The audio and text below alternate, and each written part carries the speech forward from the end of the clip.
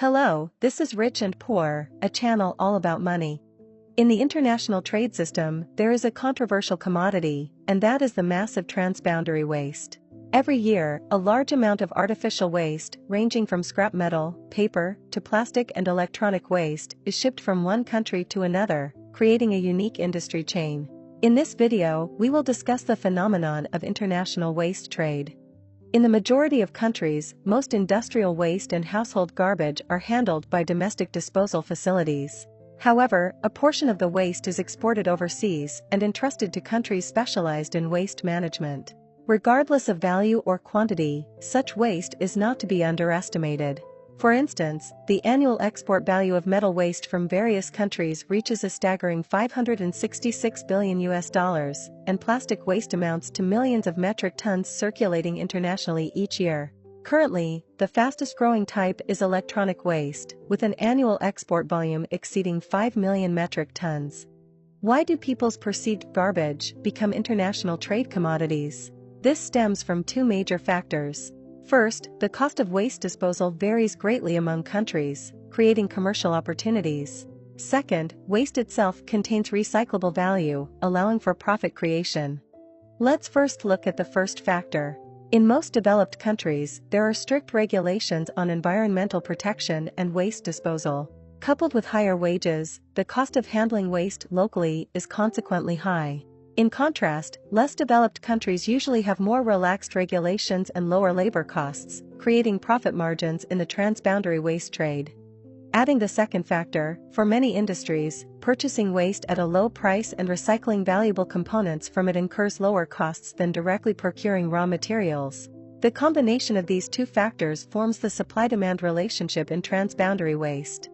Taking plastic waste as an example, in 2020, the top 3 exporting countries globally were Germany, Japan, and the United States. The 4th to 10th positions were all held by advanced European countries. On the importing side, Malaysia had the largest scale, and Southeast Asian countries like Vietnam and Indonesia were also prominently involved. This data has two notable features. Firstly, Germany and the Netherlands, despite being major exporters of waste, also have significant import volumes.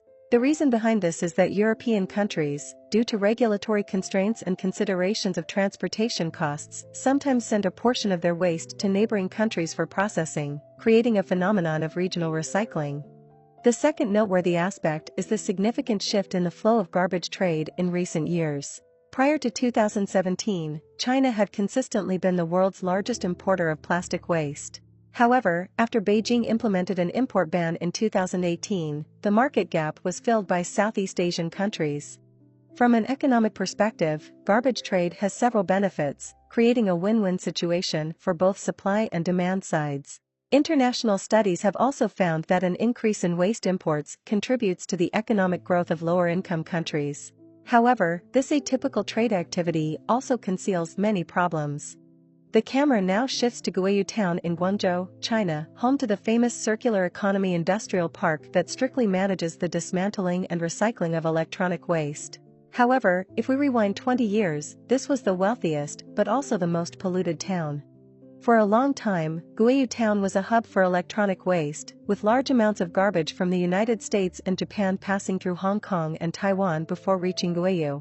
Local dismantlers would categorize the waste, selling usable second-hand appliances to retailers for processing, and manually dismantling and extracting valuable metal materials from scrapped appliances, which were then sold to processing plants in Fujian and Zhejiang. Due to the low purchase price of scrap, dismantlers often made significant profits after processing. At that time, up to 80% of households in ژوئیه were involved in the electronic waste recycling industry, leading to numerous people becoming wealthy.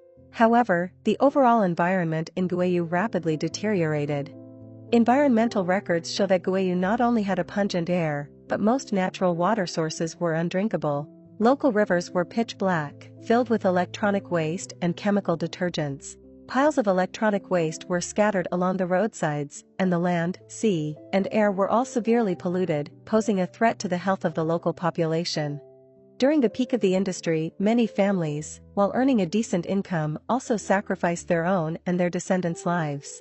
Drinking contaminated water for years led to many residents suffering from kidney diseases.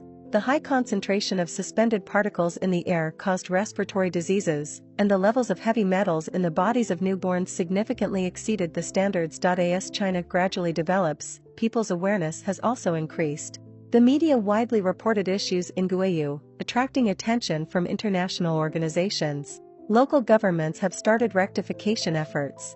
After a period of transformation, ژوئیе's electronic waste recycling industry has successfully transitioned. Now, there are only over 500 dismantling units in the area, a 90% reduction from 10 years ago. In this process, China's most significant change to the world is the implementation of a large-scale ban on garbage imports. With economic development, China's domestically produced waste has been increasing annually, putting pressure on domestic disposal capacity. In 2017, Chinese authorities announced a ban on the import of waste plastics, paper, textiles, and vanadium slag to protect the environment. This marked China's first step in bidding farewell to the world's garbage dumps. By 2021, China had comprehensively banned the import of solid waste in any form, from large appliances like air conditioners and refrigerators to small communication devices and electronic components. This decision sent shockwaves globally. China's massive ban symbolizes a determined shift, shaking not only its domestic industrial chain but also causing significant impacts on the global waste trade system. After China withdrew, electronic waste started flowing to Africa, while plastic waste was shipped to Southeast Asian countries. Statistics show that the year after China announced the ban, Indonesia's plastic waste import volume surged 2.5 times within a year. In 2018, Malaysia also experienced a threefold increase compared to 2016. It was in this year that the island of Indah in Selangor, Malaysia, on the west coast, became a world focus. Indah Island was once praised as a beautiful island, but after China implemented the plastic waste ban, numerous illegal recycling factories emerged, competing for plastic waste from Europe, America, and East Asia. Most of these factories operated without permits, using low-level technology to process large quantities of plastic waste, sacrificing the beautiful and clean land for substantial profits. Before long, this beautiful island's air, soil, and water sources suffered severe damage, and it has now lost its former glory. Malaysia's case highlights the dilemma of importing garbage. Foreign plastic waste has provided further growth space for the country's recycling industry and supported a large number of workers. However, all of this comes at the expense of the environment. Worse still, even dealing with their own waste poses environmental pollution risks for most countries. These major importers absorb global garbage, and concentrated processing undoubtedly inflicts significant harm on the environment. As a result, the Malaysian government, seeing the unfavorable situation, declared a comprehensive ban on the import of plastic waste within 3 years. Subsequently, although Malaysia had once been the world's largest importer of plastic waste, the government did take action by returning garbage to its country of origin multiple times, leading other Southeast Asian countries to join the garbage return movement. To this day, the title of the largest importer of plastic waste has shifted to the South Asian island nation of Sri Lanka. However, beneath the global garbage trade lies a serious issue. As the saying goes, where there is interest, there is a network. International investigations have revealed that the lucrative profits hidden behind garbage trade attract syndicate members and unscrupulous businesses. They collaborate with international brokers, corrupt officials, trade importers and exporters, and transportation companies to complete the entire waste disposal process behind the scenes. Statistics show that up to 30% of electronic waste exported from Europe annually enters illegal trade. In fact, to curb illegal garbage trade, there are numerous international regulations. Many regions with high moral standards have even stricter requirements for the export of hazardous waste. However, with the proverb "the higher the level, the greater the devil," the latest United Nations data indicates that visible conventions and regulations cannot stop illegal garbage trade. The illegal waste exported by the European Union alone can generate an annual value of €9.5 billion. At the same time, the penalties for smuggling garbage in various countries are generally very mild, coupled with loopholes in the enforcement process. Therefore, illegal waste trade has become a low-risk, high-reward business. In summary, the momentum of international garbage trade stems from the value trade-offs in different regions, creating a space for profit. As long as there is profit, it is difficult to completely eliminate this business. The garbage issue that no one wants to touch ultimately falls into the hands of those who are willing to handle it. Let us continue to observe who will take on this responsibility. Alright, that's all for this video of rich and poor. If you're interested in this topic, please comment and share your views. If you like our channel, please subscribe, like, and share.